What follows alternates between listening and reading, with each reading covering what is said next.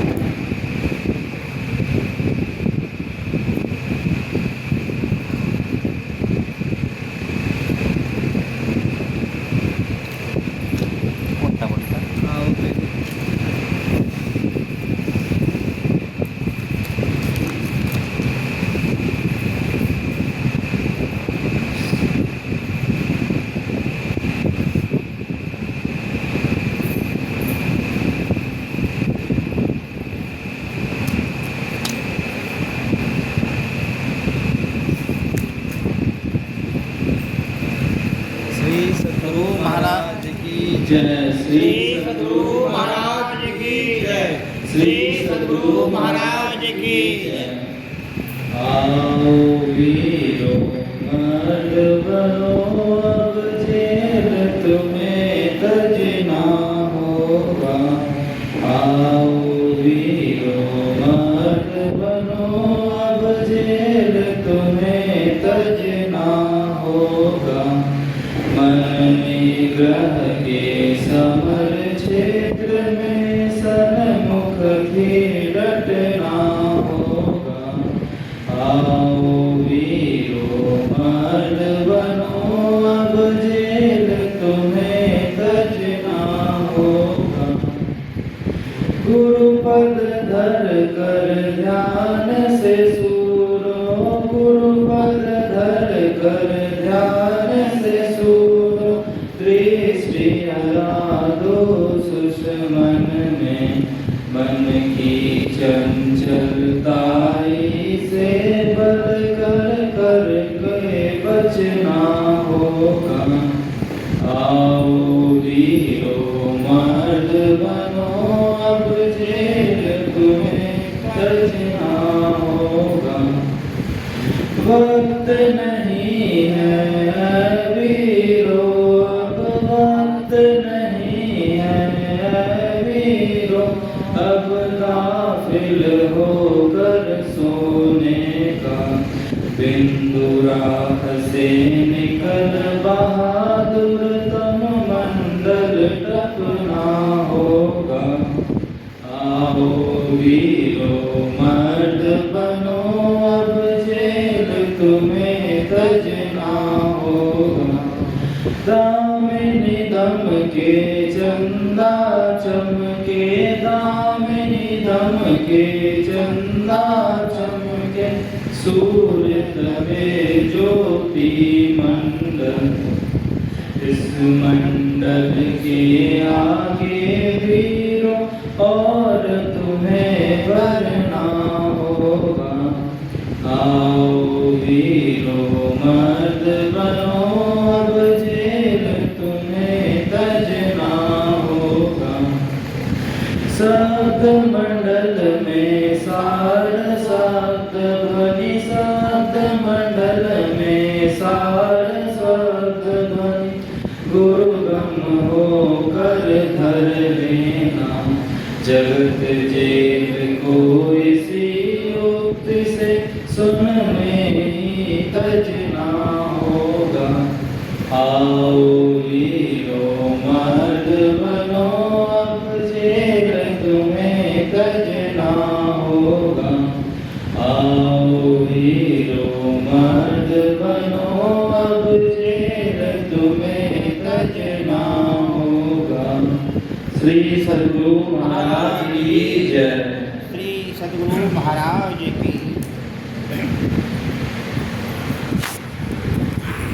बढ़िया हेलो।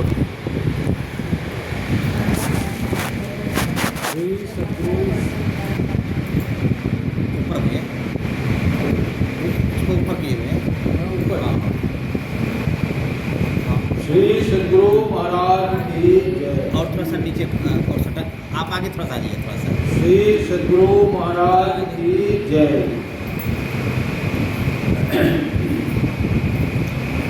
संतों की वाणियों को पढ़ो, यह भी सत्संग है। धर्मानुरागिनी पहली जनता।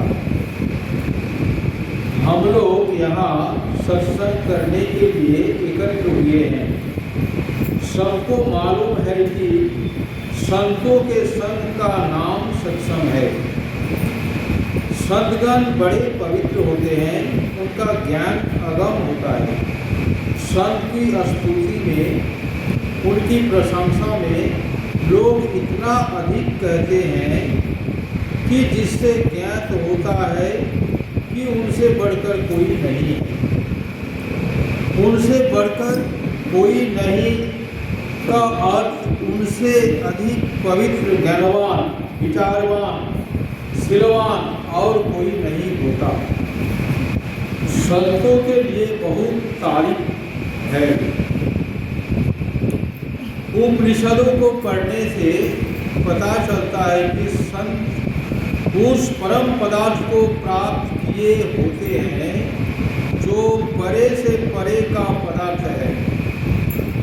यह जो दृश्यमान जगत है अर्थात 5 अज्ञानमय तत्व से बना जगत है, इससे विविधता है। इस अज्ञानमय पदार्थ के से ऊंचे दर्जे में हम पाते हैं कि कुछ ज्ञानमय पदार्थ भी हैं। यदि केवल अपने शरीर का ख्याल करें तो जड़ है, जैसे मृतक शरीर में ज्ञान नहीं है। एक जीवित शरीर को देखकर ख्याल में आता है कि इस शरीर से के अंदर ज्ञानमय पदार्थ भी है, केवल जड़ नहीं है। जड़ व्यक्त है और ज्ञानमय पदार्थ अव्यक्त है, उसका कार्य विदित होता है। ज्ञानमय पदार्थ को चेतन भी कहते हैं।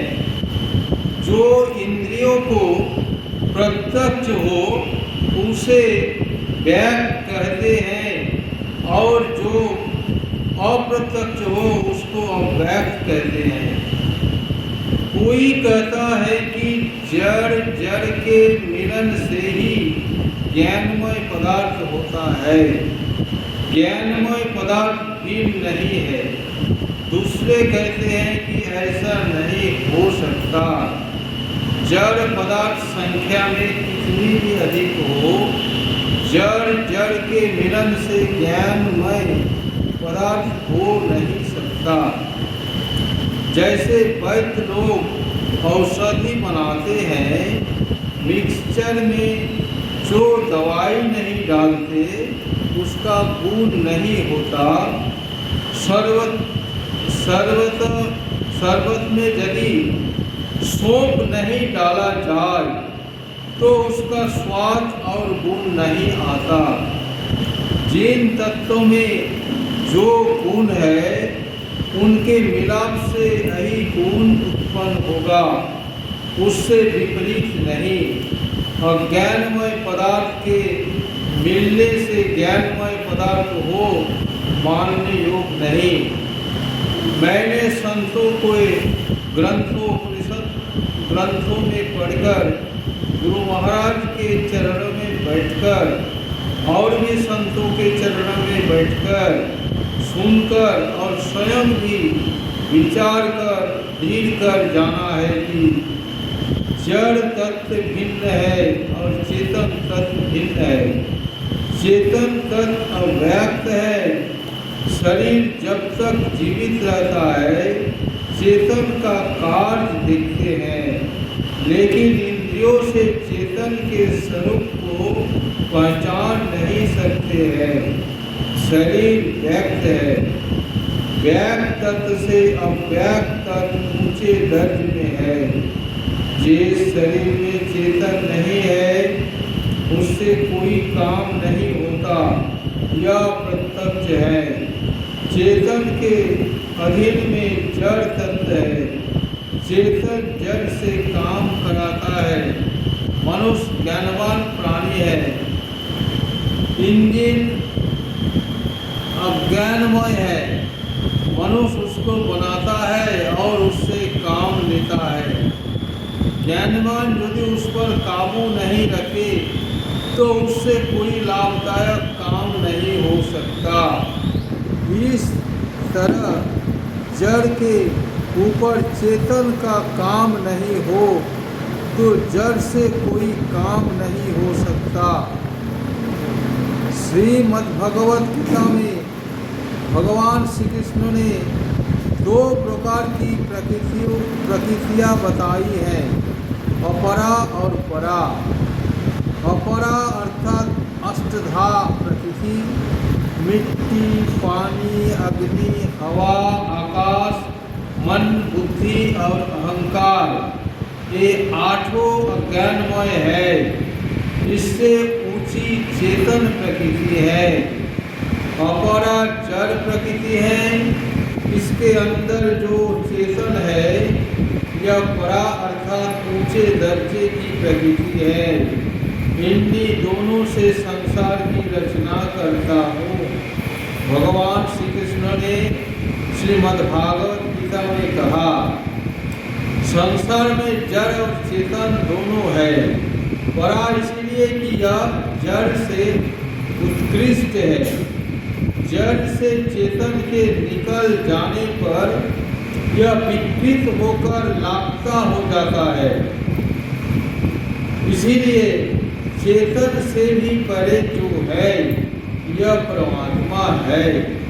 गीता के शब्दों में कहूँगा, परा प्रकृति और अपरा प्रकृति जिनकी है, ये स्वयं इन दोनों से भिन्न और इनके आधारभूत प्रभु हैं।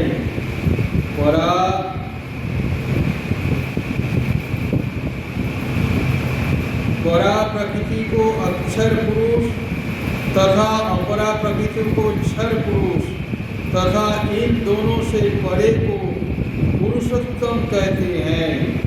भगवान कहते हैं कि ये पुरुषोत्तम सबसे परे है। उपनिषद में आया है कि विद्यते हृदय ग्रंथि छिद्यन्ते सर्व संशया क्षयन्ते च कर्माणि तस्मिन् दृष्टे परावरि। संत किनको कहते हैं, इस पर मैंने कहा, उस परे से परे अर्थात जड़ से ऊपर चेतन और उससे भी परे परमात्मा, जिसको इनका दर्शन हो उसके हृदय की ग्रंथि छूट जाती है। जैसे दूध और घी का मिलाप रहता है, मथने से दोनों अलग अलग हो जाते हैं, उसी तरह जड़ और चेतन अलग अलग होकर पहचान में आ जाता है। जिसके सारे संशय नाश हो गए, कर्म बंधन नाश हो गए, ऐसे जो होते हैं ये ही संत होते हैं। जिसको परमात्मा का दर्शन हुआ उसके सारे कर्म बंधन छूट गए, उसने परम मोक्ष प्राप्त कर लिया। जड़ चेतन की गांठ खुल गई, संशय दूर हो गया। यह दशा जिनकी होती है उनको संत कहते हैं। लेकिन इनकी पहचान कौन करे?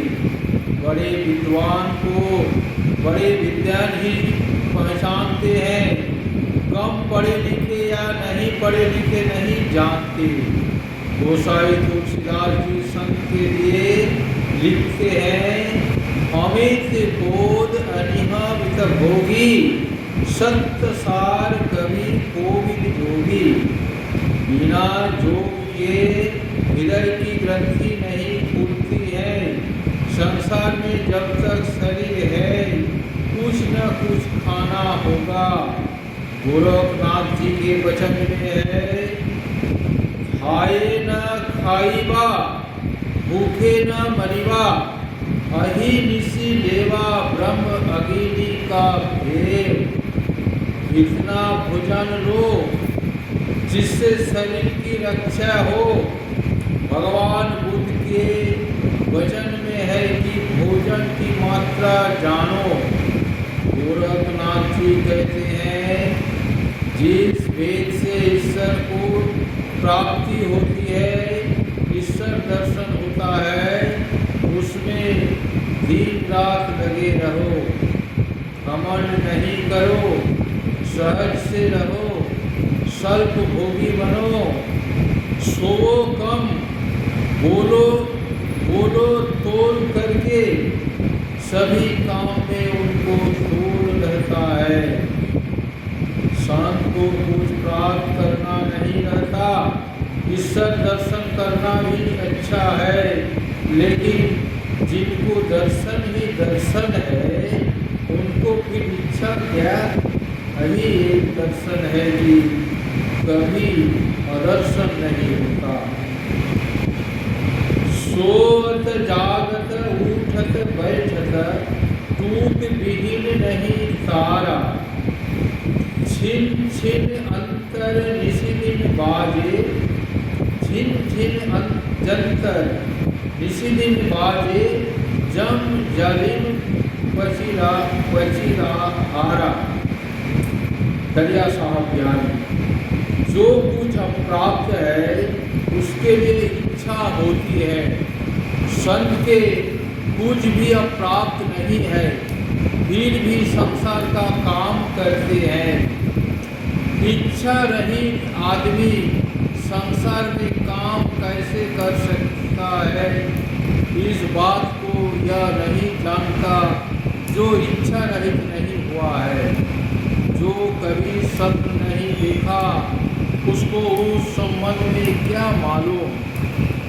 अभी तुम सोए हुए हो, जगो, इसीलिए उपनिषद में कहा है उठो जागो और श्रेष्ठ पुरुषों के समीप जाकर ज्ञान प्राप्त करो। यह जानने वाली अवस्था भी स्वप्न है। 3 अवस्था से ऊपर उठो, चौथी अवस्था में जाओ, तब इस जागृत से स्वप्न समझोगे।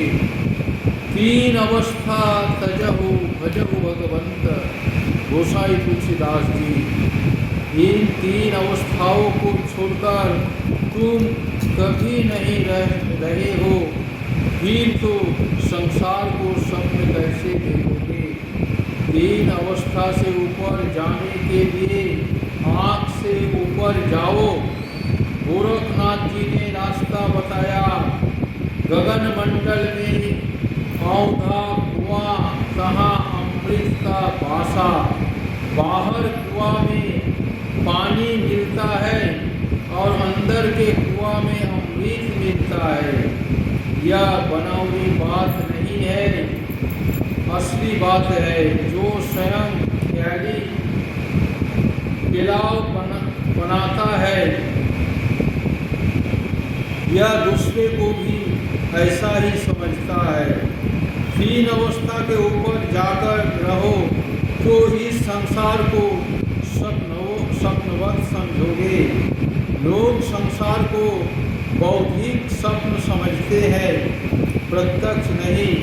प्रत्यक्ष देखने के लिए 3 अवस्थाओं को पार करो। इसके लिए ज्ञानवान के समीप जाकर ज्ञान प्राप्त करो। यह रास्ता छुरे के धार के समान है। छुरे की धार को सुनकर डर लगता है, छुरे की धार पर मन चेतन चलता है। इसको छुरा काट नहीं सकता। इसी को कबीर साहब ने कहा है, भक्ति का मार्ग झिनारी। इस रास्ता के को जो बतावे यह गुरु है। राह बारिक गुरुदेव से पाइए, जन्म अनेक की अटक खोले। कबीर साहब, अनेक जन्म का जो अटकाव था सो छूट गया। गुरु नानक कहते हैं, खनियहु तीखी बालहु नीकी, एतु मार्गी जाना। लोगों को सुनकर कठिन मालूम होता है, लेकिन रास्ता जैसा बारीक है उस पर चलने वाला भी ऐसा ही बारीक है। संत रास्ते को तय किए होते हैं, उनको अब चलना नहीं है। पढ़े लिखे नहीं रहने पर भी कबीर साहब जैसे विद्वान होते हैं। संत को कौन पहचान सकता है। कुछ संतवानी याद है, सुचरित्र से रहता है, यह देखा जा सकता है, लेकिन ये कहाँ तक पहुँचे हुए हैं, इसकी पहचान कैसे हो सकती है। गुरु महाराज ने कहा था कि संतों की वाणियों को पढ़ो, यह भी सत्संग है। दूर दूर पर लोग रहते हैं, चिट्ठी से बातचीत होती है। चिट्ठी को आधी मुलाकात कहते हैं। संतों की आधी मुलाकात क्या क्रम है, बहुत है। मैं 2-4 बातें आपसे कहता हूँ, इससे मैं अपने को संत नहीं कहता। गुरु महाराज ने जो रास्ता बताया है उसका छोर पकड़ा हो। संत वचन अमृत वचन है, इसके सहारे बिना अमृत पद को कौन पा सकता है। परमात्मा बुद्धि के परे है, इसीलिए बुद्धि में ही बंधे नहीं रहो। इसका मतलब यह नहीं कि अंधविश्वासी बन जाओ। कोई संतों के वचन पढ़ने का अर्थ यह है कि सभी संतों की वाणियों को पढ़ने से संतों का एक मेल मालूम होता है। ग्रंथों को पढ़कर समय टाला नहीं जाता। जब बहु काल करिय सत्संगा तब ही होई सब संशय भंगा। कुछ काल लाख वर्ष भी हो सकता है। कोई पूछे कि लाख वर्ष शरीर रहेगा तो मैं कहूँगा शरीर नहीं रहेगा, आप तो रहेंगे। कपड़ा फटता है, शरीर रहता है, इसी तरह शरीर छूटता है और आप रहते हैं। संतों ने जो ज्ञान दिया है उसका छोर पकड़ लिया है, कभी न कभी खत्म होगा। योग के आरंभ का नाश नहीं होगा। भक्ति बीज पलटे नहीं, जो जाए अनंत। ऊंच नीच घर जन्म ले, सौ संत के सौ संत। भक्ति बीज बिरसे नहीं, आए पड़े जो छोल। कंचन जो निष्ठा पड़े, घटे न ताको मोल। संत कबीर साहब सभी दिन सत्संग कीजिए, कभी नहीं भूलिए। श्री सद्गुरु महाराज की जय। यह प्रवचन भागलपुर जिलांतर्गत जिला वार्षिक अधिवेशन के अवसर पर ग्राम तिनटेंगा में दिनांक 20/6/1965 ईस्वी के सत्संग में हुआ था। बढ़िया।